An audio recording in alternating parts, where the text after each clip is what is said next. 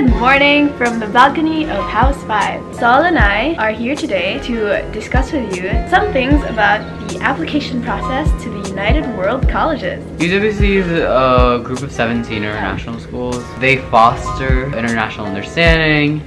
Their mission is to make education a force to unite people, nations, and cultures for peace and a sustainable future. Here at RBC, we have over 100 nations and just over 200. Like, I have a co-year, another American, but there are a lot of kids like Alexa who... The only person from my country. And each school, depending on where it is, has its own pillar. For example, at RBC, we focus a lot on sustainability. At USA, they focus on wilderness. At Armenia and Bosnia, they also focus on conflict resolution. It's for students in their last 2 years of high school, because we're going to be doing the International Baccalaureate or IB Diploma program. But also note that it's not your typical IB school. It's not an elitist school. Literally, people here come from so many socioeconomically diverse backgrounds. Well, different UWCs are sponsored by different partners, but particularly our school is sponsored by the Robert Bosch Stiftung. I think the statistics on the website are like 70% on full scholarship, 30% on partial, but basically almost everyone is on scholarship. It's completely needs-based, and depending on your national committee, which we'll talk about in a bit, you'll be able to attend the school here completely free of charge. So you mentioned the national committee. It's a very peculiar aspect of the application process. You don't apply directly to the school, but to the office of the UWC movement located in your country. Yeah, and they're the ones who select you out of like the pool of people who apply through that national committee. And then once you're selected, they're also the ones who decide which campus you go to. Though you can indicate your preferred campus. My first choice was RBC, and now I'm here. So yeah, so now that we're talking about that, we can get a little bit more into what the application process is like. Since the application and the selection is held by each national committee, it will vary from country to country, including the schedule and duration of when the application period is open, to what you have to do and submit. My application process in the Philippines, it's open from September to December 1st. So it's still open, so if you want to apply, you should do that soon and as soon as possible. And it's actually not that difficult to start with the first stage. All you have to do is submit like this online form that has details about your personal information, about your past school records, your academics, extracurriculars. You have 2 recommendation letters and all of that other regular application info stuff. You just have to fill that out and get that done, and that is the first stage of the selection process. For US students, you upload a personal statement and an additional 5 short answer questions. Yeah, we also had they also ask some very random things, like mention the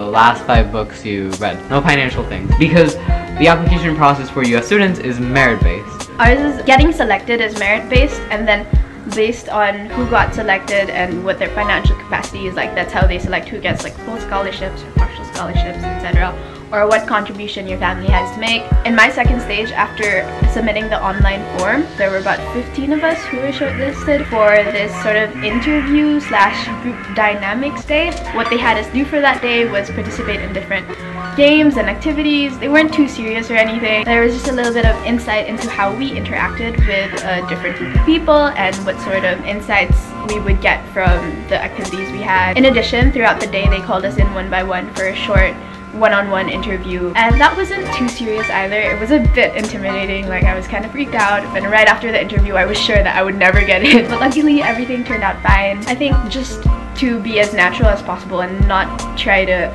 put any false pretenses of who you are, that really helped me get through the interview. Just because they're observing how you interact with a group of people, it doesn't mean that if you're an introvert you have less chances of getting into UWC. It's more of showing your own engagement, showing what type of person you are in a group of other people. I also felt very inadequate around this group of 100+ students who lived in Singapore, or their parents were diplomats, or they were basically rich. And then there was me, who this little boy who's lived in Puerto Rico for over 17 years. That wasn't the most pleasant experience, but I stayed true to myself, and I think that's what ultimately got me into UWC. Another interesting thing about UW selections is that I think it's very holistic, not just about how academically strong you are. It's very much mission oriented. I am definitely not the brightest student, but I think they saw that I had a story to share, and a different perspective. That's ultimately what you can bring. So after the first stage of the application process, we had online interviews through Skype, just about you in general, about your life. Then they selected the finalists. So they have like this UWC finalist weekend with over 100 kids in New Mexico going through activities and trying to experience the UWC lifestyle for a day or two. And it's also a way for the members of the national committee to get to know you better and how you engage with other people live happening. Then 2 weeks after that, I got the call and I got into UWC. And the final cut is 50. 25 stay in the US and the other 25 go abroad. In the Philippines, we had 7 finalists. So we also don't have that many applicants, so it's not like super competitive either. Segueing into tips for people who would potentially like to become UWC students. There's a lot of like how to apply for UWC advice going on, and it's all like kind of centered around be yourself and be open. And the reason why it is that is because it's true. Yeah. There's nothing else you can do. You can't prepare in any special way. Though you have to show that you are capable of managing your academics. They don't want to throw you out into the desert. Yeah. Be yourself. I literally went up to one of the national committee people in my country. They asked how I was feeling.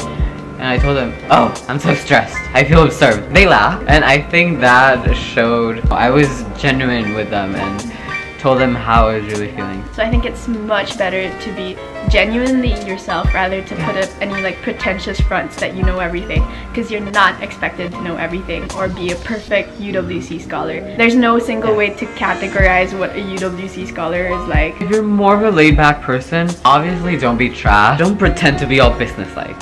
That's not gonna work if it's not you. And at the end of the day, if you don't get accepted, you probably weren't the best possible fit for UWC, and sometimes that is a good thing. Not everybody is. It seems really ideal and there's so many great things about it, but different people will thrive more in different types of experiences of high school life, and this is just one of the possible ones that could be for you. But if it isn't, it's not the end of the world. Know that it is time consuming, mentally draining, emotionally exhausting. You will be sleep deprived. I think in a lot of UWC campuses, there are really great support systems. Specifically at RBC, we have 2 psychologists and we have peer supporters who are second years that have been trained to support first years than other people. There are personal tutors. You can talk to your house tutor, and honestly, you can also talk to every member of staff. Yeah. Like, if you need help, know that there is help. Just so many great things about living this experience and living through the ups and downs and the roller coaster of life that is being a UWC student. So you should definitely consider applying. Thank you for watching this video, and thank you so much, Sol, for having tea time with us today. Oh, thank you.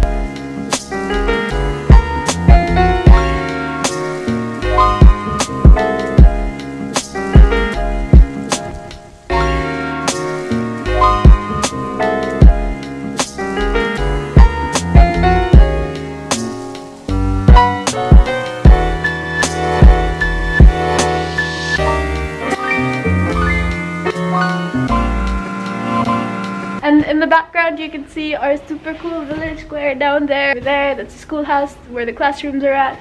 But we don't have a sports building. Oh no, don't let them know that, otherwise they're never gonna come here. It's a good thing I'm not athletic.